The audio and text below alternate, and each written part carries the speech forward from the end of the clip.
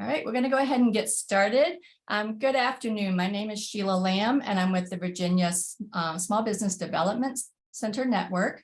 For those of you that are not familiar with our organization, the Virginia Small Business Development Center is a partnership program between the U.S. Small Business Administration, George Mason University, and local host institutions throughout Virginia. With 27 locations across the Commonwealth, we provide training and technical assistance to small businesses in their local communities.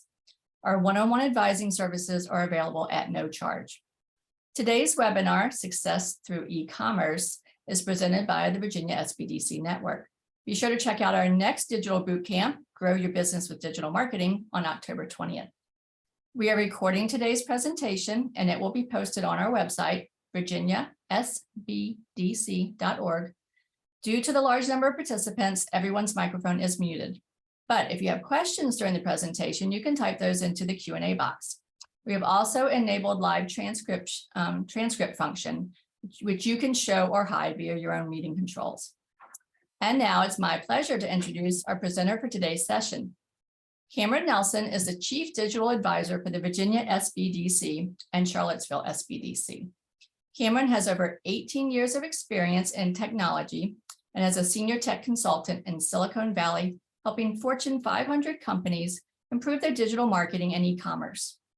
At the same time, he founded several tech companies, including a software as a service website for tree preservation and a blockchain platform for nonprofits. Cameron is accomplished in language, culture, has an MBA and an MA, and believes new technology products have the ability to help shape our world for the better. Please join me in welcoming our presenter today, Cameron Nelson. Thanks for the introduction, and hello everybody. Welcome to Success Through E-Commerce. I'm excited to present on this topic today. I think it's really relevant as businesses pivot online and continue to see increasing online sales and having that be more and more important for the success of their business. This presentation will be about 35 minutes, and so we should have 15 or 20 minutes at the end for questions, and I encourage you to jot down any questions you think of throughout the presentation and feel free to ask them to me at the end. Also, I'm available for one-on-one meetings. If you have a question that's of sensitive nature about your business, you don't want to discuss it publicly, or we just don't have enough time to get into it, then I encourage you to reach out to me directly and we can set up a one-on-one meeting. So with that, let's jump right into it. We have 3 goals for the bootcamp today. The first one is to learn what website and e-commerce platform works best for you and your business. Our second goal is to show you how to set up your e-commerce store and start listing your items for sale. And our third goal is how to refine your strategy. And after you launch your store, what do you do to maximize your profits? So the first thing to discuss is your website level. So your website is something like yourbusiness.com, and this is really an integral part of your online strategy. This is going to be your home base on the internet. Even if you're selling products on a third-party e-commerce site, which we're going to talk about, like Shopify, Etsy, or Amazon, having your own website is a really important part to increase your legitimacy and increase the amount you're able to sell your products for. It makes your business look more professional. So there are 4 different levels of website, each with different capabilities and different costs. So I'm going to go through this. And if you currently have a website, try to identify what level your website is at. First level is just a basic website. This is a very simple, usually a one-page website. Again, it's something like yourbusiness.com. You do have your own domain name, but it's just informational. There's no ability to buy a product here called e-commerce. Those capabilities aren't included in this basic level website. A minimum level website has links to product pages on your website. So if you have 3 products or 5 products, each can have its own page with pictures and description. But to buy those products, you'll link to their page on Shopify or Etsy, for example. And the person who clicks on the Buy Now button will go to one of those third-party sites. A level 3 robust website integrates the shopping capabilities right on your website. So this is a really good level website to be at if you have a serious e-commerce business, you want to invest some time and money into making it successful, because it's going to increase your image online, the brand image, the perception of the quality of the products is going to go up by keeping all of the product information in the shopping cart on your website. And finally, an advanced level website is really only necessary if you have a kind of a complex product you're trying to sell, something that you need videos for, or reviews and testimonials. Maybe you want to offer a referral package or subscriptions. All of these things can be enabled with an advanced level website. So if you have no website and you want to start with just the basic, a level 1, you can typically get this for free from a site like Wix.com or Squarespace.com. And also places like Shopify, Etsy, and Amazon offer a free starting page for your store. Now, you can't customize these very much. You can't really make them look your own. They're not your domain name at Shopify, Etsy, or Amazon, but sometimes it can suffice. A level 2 website is usually a really good level to consider starting at if you have an e-commerce business. Again, you link to the third-party sites to complete the checkout process, but your website can have more information about your products. They're not going to allow for things like a user login to manage their subscriptions or anything complex in the checkout process. For that, you'll want to move up to a level 3 website, a robust level website. These are often an investment of between $2,000 and $9,000 to build from scratch. And it's going to allow you to target your market with much greater customization. And at the end of the day, what this means is that you'll see a higher conversion rate, or the percentage of people who visit your website and buy something. And you want that to be as high as possible. And as you go up the chain of the types of websites and you get more advanced, you are going to see a higher conversion rate typically. Robust websites can help you get a higher conversion rate with things like unique landing pages for different marketing campaigns. You can do A/B testing and other types of tweaking the website. And finally, advanced websites are the most useful when you have something rather complex to sell. Typically, you can expect to spend something between around $8,000 to $45,000 on this type of website. And you can have things like video sales or geolocation or subscription model, user logins, etc. So hopefully now you have a good idea of what type of website you currently have. And if you have you don't have a website, then what level you should be at. And next, I want to talk about the cost and the operating expenses going forward for these different types of websites, so you have some idea. The hosting is going to be the same, $20 a year for your domain name, no matter what type of website you have. This is just to purchase that, your domain, like yourbusiness.com. The $50 a year for website hosting for basic, and $100 a year for website hosting for minimum. It goes all the way up to $250 a year for advanced. Website hosting is just that computer or server somewhere in the world that is storing your website files and serving them up to visitors as they go to your website. And the bigger the website, the more advanced, the more files you have, and typically the more you pay for the hosting. The next expense is email. And if you have a level 1 or level 2 website, I generally recommend you can just get away with a very inexpensive $1 a month, $12 a year email address. One place you can get this is at Zoho, ZOHO.com. They'll provide that. It's a very bare bones email, but the advantage is it is at your domain name. It's not at gmail.com or something like that. So this looks much more professional. If you want the cheapest option available, it's about $12 a year. However, if you're going to invest in a level 3 or 4 website, I highly recommend you would upgrade your email to a Google-powered email address, which means it has the Gmail interface many of us use for our personal email. It also has access to the Google Docs, like Google Drive and spreadsheets, Google Meet, and all those features come included. And that costs about $75 a year per email address. The next expense category is going to be paid ads, because it doesn't do any good if you build a great website, but you don't have enough people viewing it. And so paid ads on either Google or Facebook can be one of the most effective ways to drive more traffic to your website. If you just have a basic level website, I generally don't recommend paid ads or even a good idea, because you haven't really invested much in the website.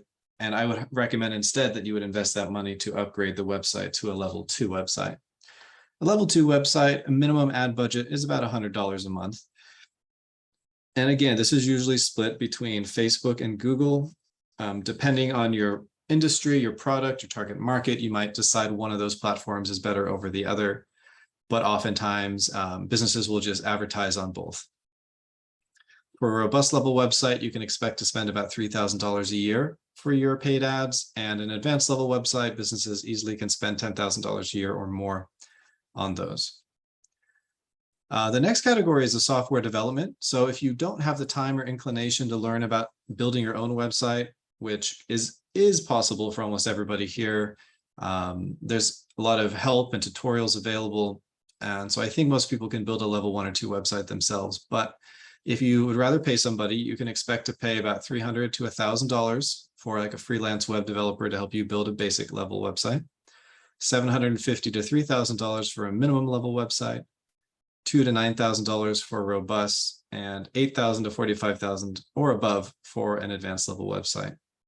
And the other cost consideration to keep in mind is what's called SSL, which is a secure layer of encryption between your website and like a credit card processing network. So if somebody enters their credit card number on your website, it needs to be encrypted. That's just a federal regulation. You can expect to spend around $100 a year if you have a robust or advanced level website on the SSL. So now that we've talked about the different types of websites and cost considerations, I hope you have a pretty clear idea that having a website is very important. It's an important part of your online strategy. And in conjunction with that, you can also list your products for sale on various e-commerce platforms. These are the top e-commerce platforms. And I'm going to talk about each of these 5 in some detail. Many successful e-commerce businesses will have products on their website, but also list them on Shopify or also list them on Etsy. There's no limit to how many other places you can list your products. It just comes down to your time and your ability to manage all those different sites.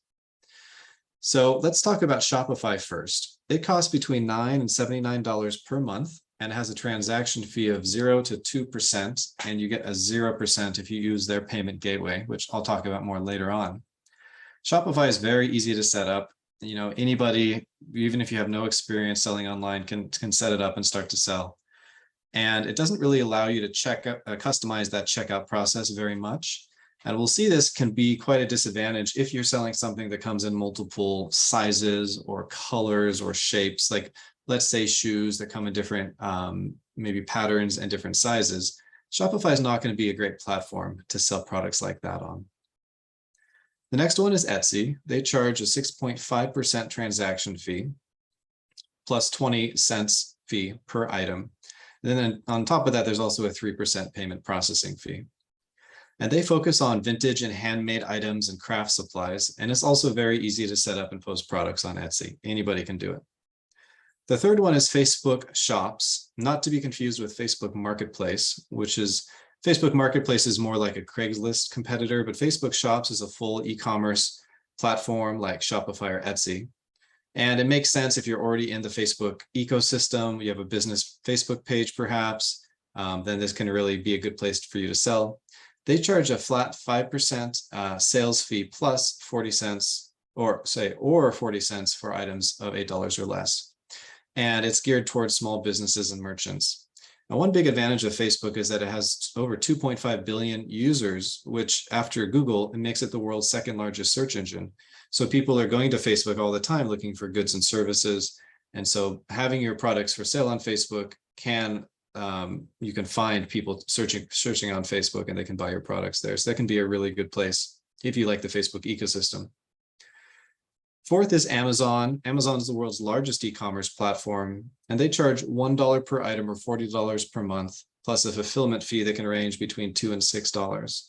Now, one nice thing about Amazon is that it's the only one that will warehouse your products. So you can actually ship Amazon products either individually or in bulk, and they'll warehouse them, they'll ship them out for you, they'll handle returns for you, they'll handle customer service for you. So depending on what you want them to do, it can vary in the fulfillment fees. And Amazon has the best, in my opinion, selection for things that come in multiple sizes and colors, like the shoe example. So if you're selling something that is in this category, I highly recommend that you look at Amazon. I think it's the best customer interface and user experience for people as they shop for things that come in different sizes and variations.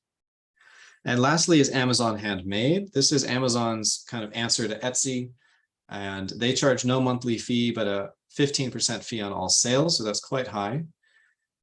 You can sell things that come in multiple sizes. And again, you get that all Amazon experience, which is probably the best in the world as far as a good shopping experience. However, you do need to qualify for this by submitting an artisan application. And I've been through the process a few times with businesses in Virginia. And it can take over a month to be approved, and you have to have phone interviews and video interviews and fill out paperwork. And so it's quite an ordeal. But if you want to go down that road and you do get into the program, then it's kind of an elite small group of sellers there on Amazon Handmade. So you can see really good profits.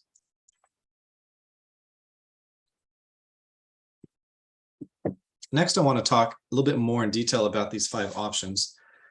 And by the end of it, I hope you have an idea of what platform or platforms you think is going to work best for selling your products on. So the first up is Shopify, and they describe themselves as the platform commerce is built on. They offer a free 14-day trial period where you can post products and sell products and not have to pay them any fees. So that can be a nice way to try this out.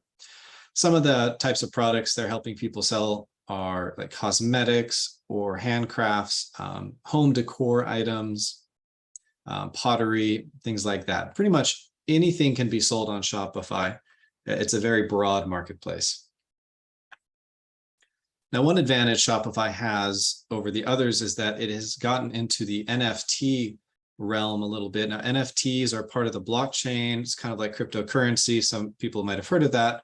But NFTs, or non-fungible tokens, are digital tokens that can't be replaced or replicated. So they can be issued to represent something digital. Like if you're an artist or you're making music or videos, an NFT can be sold for that piece of music or for that piece of art. So Shopify offers a very easy way to create and sell an NFT from your digital work. If you're interested in that, there's a link here, shopify.com/NFT. I think it's pretty cool that they offer this. No other e-commerce platform does. So that could be an advantage for Shopify if you're selling something that's digital. Next up is Etsy. Etsy is really focused on the handcrafts, vintage items, and home decor. Things like seasonal decorations like Halloween decorations, leather work, woodwork, baskets and weaving, clothing, all of those things. People come to Etsy looking for those types of products. So if you're selling anything like that, Etsy can be a logical place to sell on so you can find your target buyer easier. The next one is Facebook Shops. You know, it's built on the Facebook platform. And if you're already using Facebook, if you already like it, then this is a logical place to sell products. If you don't like Facebook, you don't like their privacy policies and stuff, then you might want to steer clear of this. Facebook will track any activity. They will sell that to who they want and monetize it however they want. They don't really tell you. So you will be part of that if you sell on Facebook Shops. But again, Facebook Shops has a very large audience of over 2.5 billion people, and a lot of businesses have success listing their products for sale here. Next up is Amazon. I think Amazon has one of the best interfaces for online shopping. You can sell here. It's the #1 e-commerce platform in the world for a good reason. They've really fine-tuned it very well, especially if you're selling things that come in multiple sizes or variations, like I said. And Amazon is a good place to consider if you want to reach a really, really large audience. And also Amazon Handmade. Amazon Handmade products will show up in a regular Amazon search. You don't have to search Amazon Handmade specifically. And things they're trying to help people sell are like handmade soaps, handmade bags, textiles, candles, you can see. So if you want to go through the artisan application process, then Amazon Handmade can be a good option for you. So now that we've talked about the 5 main e-commerce platforms, I want to talk about setting up your e-commerce store. So these steps are going to be the same no matter which platform or platforms you ultimately decide to sell your products on. You're first going to find a product or products to sell. You're then going to customize your e-commerce template or your starting web page that they give you. And then you're going to add your products. So how do you find a product to sell? You first should ask how many products you want to sell. I've talked to businesses selling everything from 1 to over 1,000. And from my experience, I wouldn't recommend you jump in trying to sell too many things, mainly because you have to have images, you have to have text descriptions, you have to have pricing, and you have to have a lot of things. So if you try to go big with 1,000 things you're selling, you're probably going to get overwhelmed, especially if you're by yourself or you just have a small team. I'd recommend you start with between 5 and 10, maybe 20 products. If you already sell products, maybe in a brick and mortar store, consider what your top selling products are and think about listing those first. You kind of want to test the waters a little bit and start small. And so ways you can find products to sell is it should solve a customer pain point. And the bigger the pain it solves, the better it's going to sell. Does it appeal to an enthusiast or hobbyist crowd? And if it does, then you can sell that pretty easily on Etsy or maybe Amazon Handmade. Does it go with your personal passion and build on your professional experience? Because these are things that are going to give you an advantage in selling and marketing your products. Does it capitalize on trends early? And one way to figure out trends is you can read customer reviews on existing products that you're thinking of selling and see what people like about them and what people don't like about them. And this can give you some good ideas of things you might want to sell yourself. Litmus test before you launch just means don't start by trying to sell 1,000 different things. That's not a great strategy. Instead, maybe list a couple products in each category that you have, see how well they sell, and kind of grow from there. You can browse what's trending on online marketplaces like Amazon. A third-party site that I like that's a good trend indicator is called Camel, Camel, Camel, just like the animal 3 times over. So camelcamelcamel.com.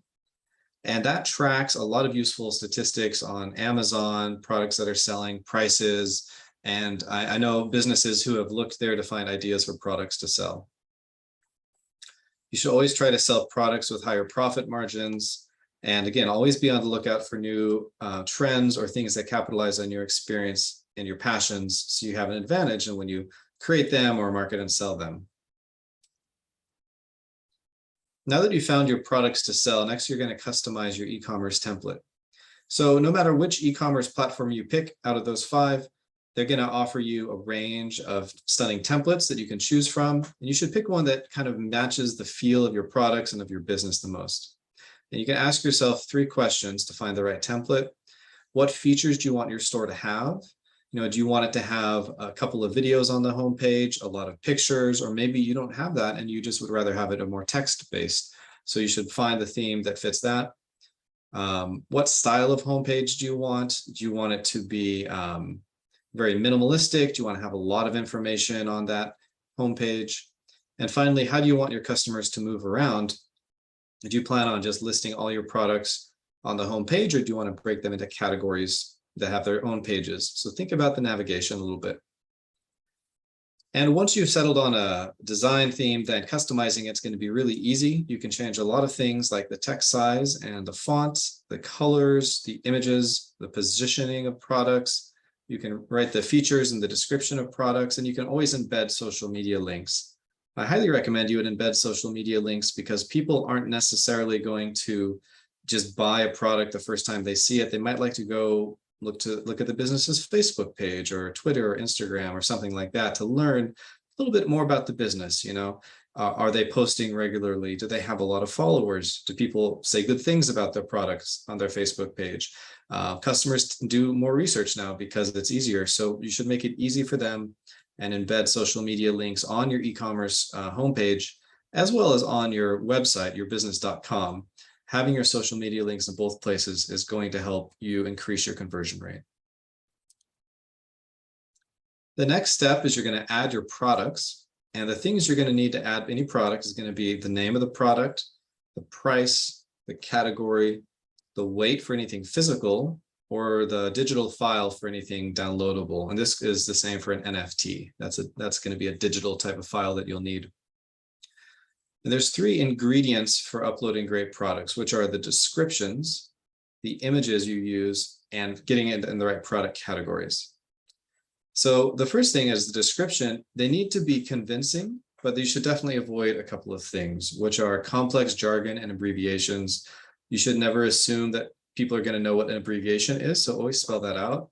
Avoid cliches and don't use long sentences or long paragraphs. Interesting study done on the best-selling products on Amazon about a year ago showed a common pattern in the descriptions, which was about 3 to 5 sentences of text, followed by 4 to 8 bullet points of additional description. So think about trying to break your text up into something like that, a small block of text, a few bullet points, and that's it, because nobody's going to read multiple paragraphs of description for a product, or typically they're not going to do that.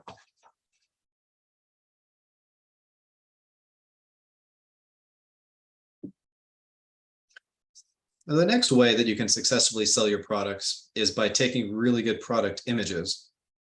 So over here on the left, we have a photography lightbox setup. This is a great, inexpensive way to take consistently good images of your products. You can buy a photography lightbox on Amazon for not much money, $30 or $40. What it's going to give you is a neutral white background with consistent, even lighting. And then you'll be able to put a tripod in a position and just take consistent images of your products. This is really important to make sure there's no deep shadows and that all the detail of the products can be seen and there's no distracting background. So here's a few tips. When you take your products, always use high quality images. Never select one that looks blurry or small because it's pixelated. You can see the pixels. Make sure that your product images are of appropriate size. And I would say the size should be around 1000 by 1000 pixels as a starting point. If you want to go higher, maybe 2000 by 2000 pixels is a good upper limit. Make sure each image is of the same size. So sometimes you might see on a page, they might have several images of a product. A couple are really high quality and look sharp, and then you find one that's really small or pixelated and blurry. It looks very unprofessional. So you want to make sure each image is of the same resolution in pixels and the same size. And you can easily resize them in a tool like Photoshop, or you can just search Google for online image resizing tool, and you will be able to then resize large images a bit smaller to make them all the same size. And you should do that before you upload them to your web page or an e-commerce store.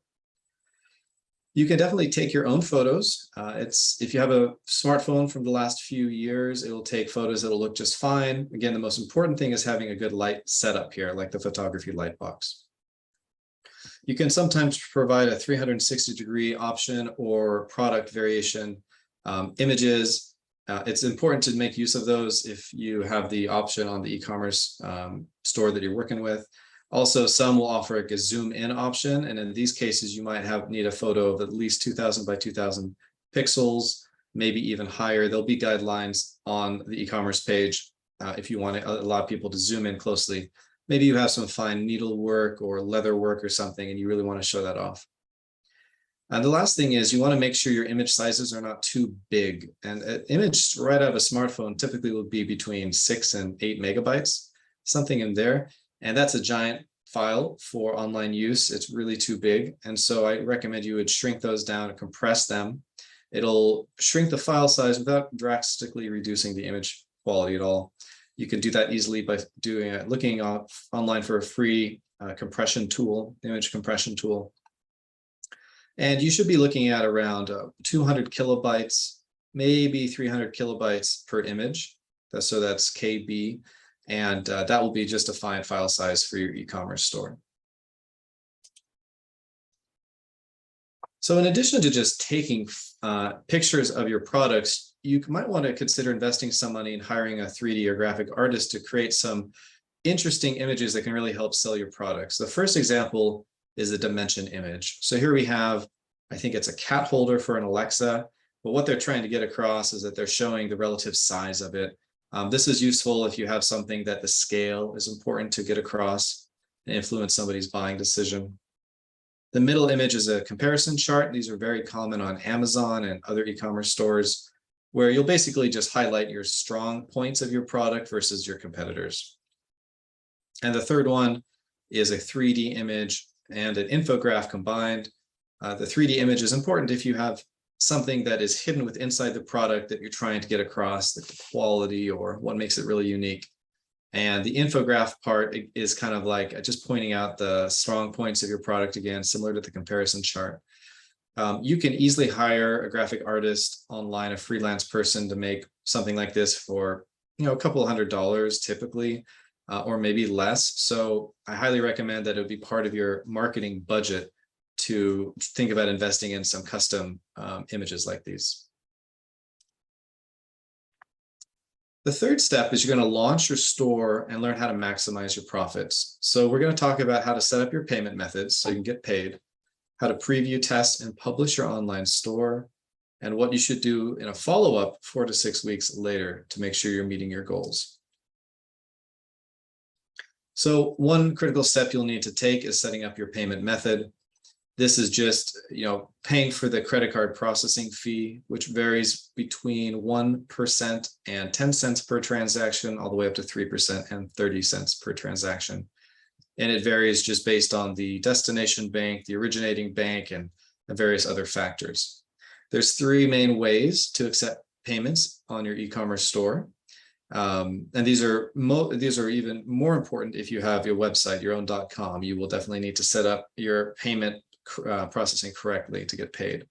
And so the first one is a merchant account and payment gateway. So here you'll partner with a bank, maybe Chase or Wells Fargo or a big bank. They will then accept payments for you on your website and channel the money into your business bank account. Pretty simple. The next one is a payment gateway package. So this is a piece of third-party software which will connect your store shopping cart to the credit card processing networks, Visa, MasterCard, and Discover. A very popular payment gateway is called WooCommerce, which is a plugin for WordPress websites. That's the most commonly used payment gateway in the world, I believe. So that's just one example, but there's many other options depending on how your website's built. You might find a different option. And lastly is simplified credit card payment processing. And this is a service that integrates with your store's checkout, like Shopify. They built their own payment gateway. And if you use their payment gateway, they charge a 0% fee. So depending on your situation and your unique, your website and how you set it up, any one of these 3 options might be the most cost-effective one for you.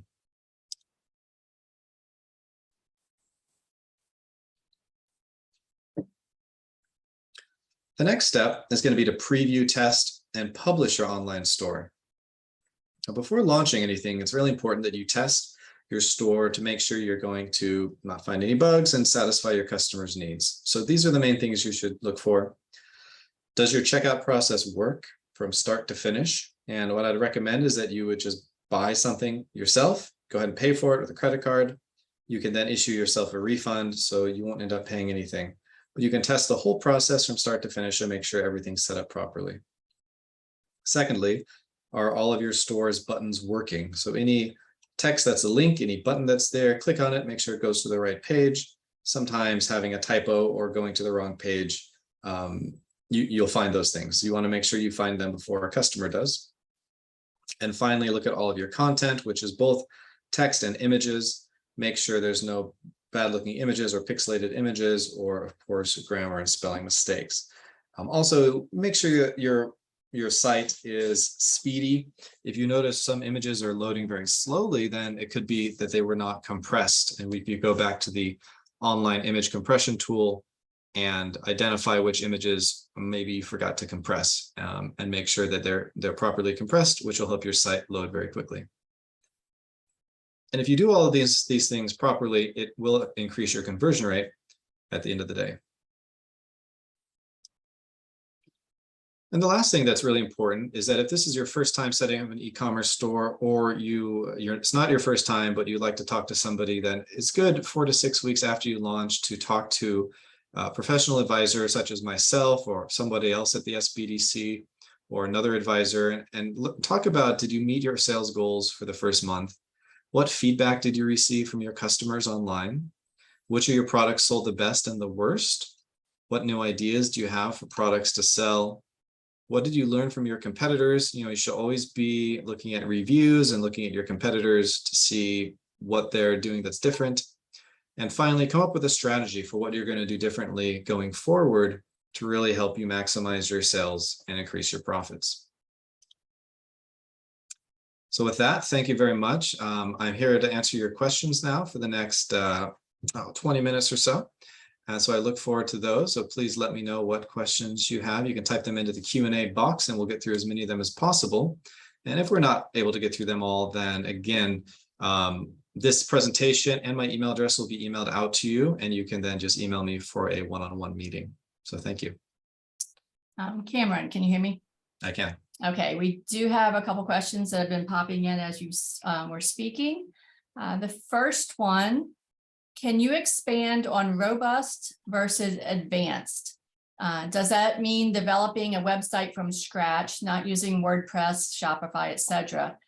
You can't build an advanced robust e-commerce site using Shopify? So yeah, good questions. The main differentiator between a robust and advanced is that advanced you can build in things like having videos of your products if you have a lot of video content, or maybe you want geolocation so you can actually find out where shoppers are, physically, or you want them to be able to log in to manage a subscription package. Typically, all these things will boost up the price of a website beyond what I'd consider a level 3 or robust website. So they're kind of special use scenarios. You're correct that you cannot build an advanced level website on a platform like Shopify. Shopify doesn't allow for enough customization. WordPress is a very good platform choice to build a level 3 or 4 website on.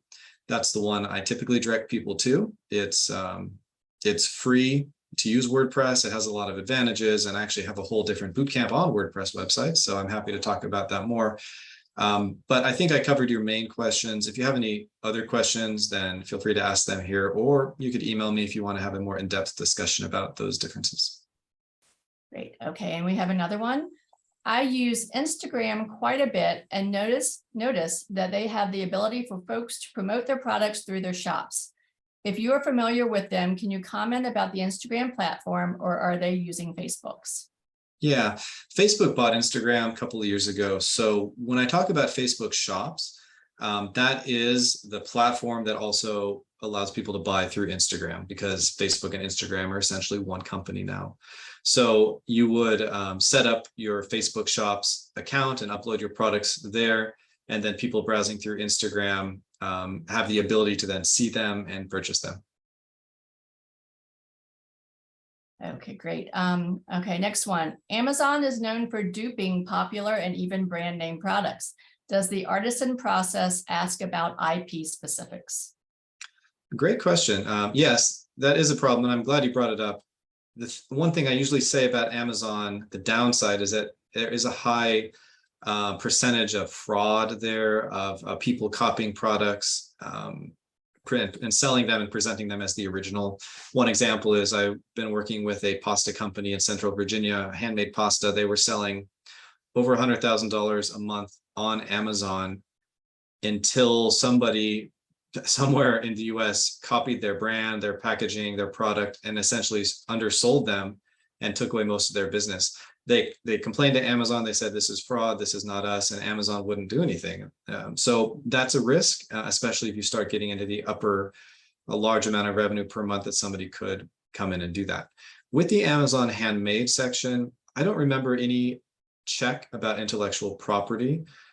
Typically, people are say making leather bags or pottery or something, right? These are products that probably wouldn't have intellectual property behind them anyway. But yeah, in my experience, they have never checked or asked about intellectual property. Okay, great. Here's another one. For creating an online store plus payment gateway, how do you feel about embedding Stripe into an existing website?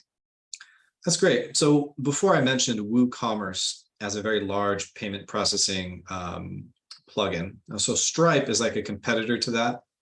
There's a few main ones. So there's Stripe, there's Square, and there's WooCommerce. So Stripe is a good choice. A lot of people will use Stripe credit card swipers at like a farmer's market or in their brick and mortar store. So if you're already using Stripe as a point of sale system, it can make a lot of sense to integrate Stripe as your payment processor on a website, because then it can actually manage, tabulate all the sales and all the inventory just in one system. So it makes a ton of sense. I think Stripe is really good. I think Square is also a very solid choice, as is WooCommerce. So it kind of depends on what you've been using to date, and if you want to just keep on the same ecosystem on the digital side as well. Okay, here is another one. I am also helping nonprofits prepare for online ticket sales and donations. Can Shopify be used for this purpose, or is there something else you might recommend? So I think the question is, can Shopify do online ticket sales? I'm not actually 100% sure on that. That's not something that I've encountered recently. There are a couple really big online platforms that just do ticket sales. Ticketmaster comes to mind, and there's a couple of competitors to that. So you might find that Shopify can do it, but I would probably just Google that. If I was you, I'd Google Shopify ticket sales and see if they support it. If not, then I'd recommend one of the competitors. They're all pretty solid choices. Okay, I'm going to put this one out there, but I don't know if this is something that might be more for advising with the one-on-one. But I have a shopping cart integrated to my website, and our guest gives the website. I did receive a good response, but lately the sales started to drop, and wondering how I can retain the users and improve my website or marketing strategies. That's great. Let me give you a summary, and then I would encourage you to follow up with me in an email. Yeah. So it's a common thing to have fluctuating sales and not really understand what's the cause. And I think it all comes down to your data analysis, your analytics. So you should definitely have a Google Analytics or maybe Facebook Pixel or some system tracking your website visitors. If you don't have one of those systems, then I can help you get one set up, because you won't understand what's causing it unless you can see the data each month and how that fluctuates. For example, one month you might have had been mentioned in somebody else's blog, and that drove a lot of traffic to your site, and you sold a lot of products, and then that traffic petered out. You can actually tell all of that by looking at your analytics, but without having analytics set up and looking at those numbers, you don't know the story. So the analytics kind of tell you a story, and I'm happy to tell you more about that and how to analyze that data to make sense of it if you'd like. So why don't you follow up with me in an email? Would be great. Okay, I've noticed some handmade jewelry businesses will have a dedicated site for their store, but then they also have a Facebook group for customers to interact on and show off their custom design purchases. What do you think about this strategy? I think it can make a lot of sense. Like I said, tying social media into your online experience is pretty critical, no matter how you want to go about doing it. Facebook is good for having community discussions, a Facebook group, a Facebook page for your business. People can post on your Facebook page if you enable that, and then there can be discussions, people showing off themselves using your products. It can be really good, and you can then link your Facebook group where you maybe have 50 or 100 or 500 people to your website, and so that can increase your online sales. What I say is that typically you as the business owner, you know the most about your product and your target market than anybody, right? Or you should. And so you probably have a good sense of where is going to be a good place to engage those people. Could be Facebook. If it's very image-based, could be Instagram. If it's more like B2B business, could be a LinkedIn. Twitter was more popular years ago for e-commerce. Nowadays, it's kind of lagged behind a little bit, but you could also consider Twitter as a place to create a community. So. Great. We've got a couple more. Would Squarespace allow customization? Is that a good choice for building an advanced website?